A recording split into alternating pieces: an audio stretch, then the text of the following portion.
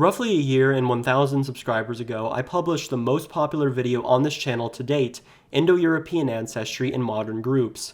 Beloved as it may be, it's not entirely accurate. So today, I seek to correct that. But what exactly was wrong with the first video? Well, for one, most of the percentages for Indo-European ancestry I gave in that video were based off of a G25 model made by the blogger Tooltide. For those of you who aren't aware, Global 25 or G25 is a collection of PCA coordinates for thousands of ancient and modern samples. You can use them for a variety of applications, including admixture modeling with tools such as Vahaduo Admixture.js. The issue with G25 and Vahaduo is that these are essentially amateur tools and have not been assessed by anyone in academia as far as I know. However, this doesn't mean that you can't get results using G25 that you would find in studies using more well-tested methods. You just have to know what to do and have solid expectations for what is and isn't a realistic model. The issue with the specific model I was using, Tooltide's model, is that it essentially deflated steppe admixture in Eastern and Northern Europeans because it had too many Eastern and Baltic hunter-gatherer related sources, causing overfitting issues. Some have speculated, due to G25 models that have this type of issue, that Slavic people actually have significant levels of excess Eastern hunter-gatherer or Baltic hunter-gatherer admixture, but this is false. Davidsky, the creator of Global 25, published an article in 2021 where he proved that Balto-Slavic people are relatively genetically distinct from other Europeans due to genetic drift. I recall one time in reply to a comment someone left on one of his articles, Davidsky actually said that the excess Eastern hunter-gatherer admixture that Eastern Europeans can get on G25 is basically just their unique drift being misinterpreted as excess hunter-gatherer admixture. So suffice to say, I think it's about time we revise my most popular video. But what exactly am I going to do differently this time? For one, I am only going to cover European populations.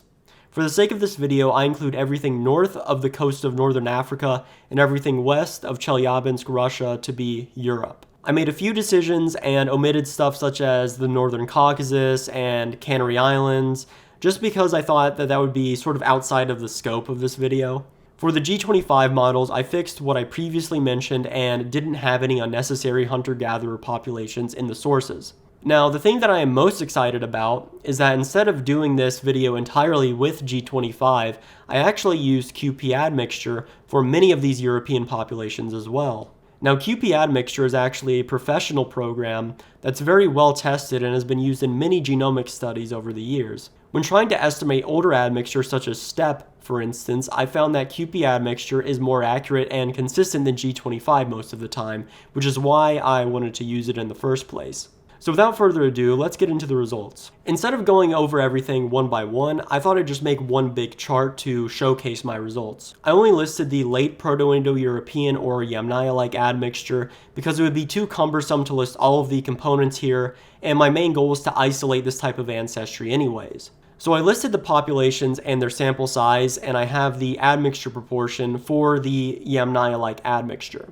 And please do take note of the sample size. It's very important, and usually the populations that I used in QP admixture have a significantly lower sample size than the G25 samples, so keep that in mind. Now you can tell which populations were calculated with QP admixture by looking for the .ho or .dg suffixes, and the remainder that do not have those suffixes were calculated with G25. The ones calculated with QP admixture have standard errors and p-values. Think of the standard error in this case as either adding or subtracting from the admixture proportion. So for example, Karelians would be 43.9 plus or minus 2.71% Yamnaya. So with these QP admixture calculations, there's actually a little bit more wiggle room with the percentages. Now I know usually p-values below 0.05 are supposed to be statistically significant, but in QP admixture it's the opposite, so all of the p-values listed here are above that threshold. For G25 models, we also have the distance. To put it simply, it's the Euclidean distance between the amalgamation of sources the model gives in their respective proportions, and the target of the model. Usually a lower distance means the model is more accurate, but not always. Now I think the elephant in the room when it comes to these results is that it appears that certain Slavic groups such as Russians from the westernmost parts of Russia, as well as Belarusians, seem to have the highest amount of steppe on average. The Moksha and Urtsia, both of whom speak the Mordvinic branch of the Uralic languages, also seem to be pretty up there as well in terms of steppe admixture, probably due to their genetic similarity to ethnic Russians. Then in sort of the low to mid-50s, we have Northwestern Europeans, Scandinavians, various Eastern European Uralic-speaking groups, including Hungarians, and Western Slavs. None of this really comes as a huge surprise to me. We've always known that these groups have high amounts of steppe admixture. Now here's a question that some of you might have in the back of your mind. If certain Slavic and Uralic groups have such high steppe, then why do some Baltic people as well as some other Uralic speakers have relatively low steppe? This is because many of these groups actually do have excess Eastern hunter-gatherer related admixture that takes away from their steppe admixture. I found it impossible to model Belarusians and Western Russians with significant levels of Eastern hunter-gatherer admixture without getting a really low p-value. But I found that Baltic people, Finnic people, Samic people, as well as more Eastern Uralic speakers like the Udmurts, seem to have legitimate Eastern hunter-gatherer related admixture because of the fact that I could model them as having such with a p-value over 0.05. The only Russians that did seem to have excess EHG admixture were ones that were basically the same as Finnic people, such as the ones from Arkhangelsk, as well as the ones that could have had gene flow with neighboring Uralic ethnic groups, such as the ones I labeled as Central Russian, which includes Yaroslavl and Ryazan. Now, I feel like the rest of this chart is pretty uncontroversial here.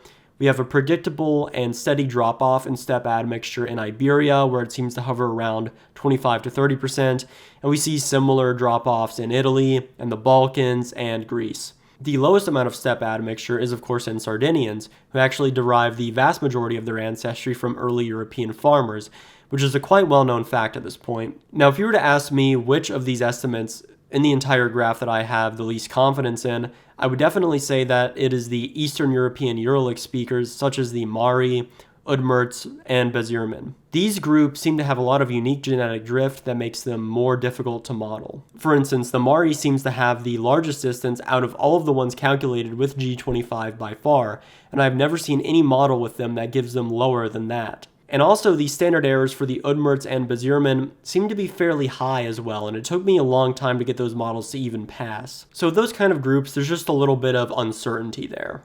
Now, I also want to take a look at this map that I made, where I attempted to map the results geographically. Just to be clear, I did sort of have to make estimates and fill in some of these spaces on the map arbitrarily in regions where I had no data, but for the most part, it's informed by the QP admixture and G25 results. What you'll notice is that the amount of steppe is not really a clean north to south gradient like how a lot of people imagine it to be. There are a few instances where there are relatively steep drop-offs, such as in Lithuania and Romania and Arkhangelsk and Udmurtia. I think that when the Indo-Europeans first expanded further into early European farmer-dominated Europe starting in the Bronze Age and started interbreeding with them, there probably was a relatively consistent gradient of steppe admixture proportions from the north to the south, with more ancestry from the steppe being concentrated in the north. This is simply because the most dense and populated EEF societies were concentrated in the south, and it got more sparse the further north you went most of the time. However, lots of relatively recent migrations from the north going southward and vice versa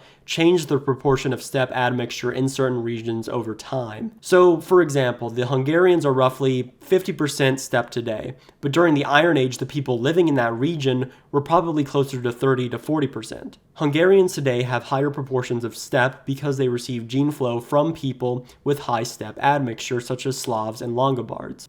To conclude this video, I think that this is probably the most accurate and comprehensive attempt to estimate the average steppe-related admixture in Europeans to date, and I feel like this is a huge improvement from my first video. Don't get me wrong, there were some results that I'm still uncertain about, and at the end of the day, these are just models and estimates, and I wouldn't be surprised if a few months from now, I disagreed with at least some of the findings in this video. If you guys have any questions or critiques, please feel free to leave them in the comment section below. That's really all I have to say on this topic right now. Thanks for 1,000 subscribers. I didn't even think I'd make it to 500, and I'm looking forward to seeing you all again very soon. Goodbye.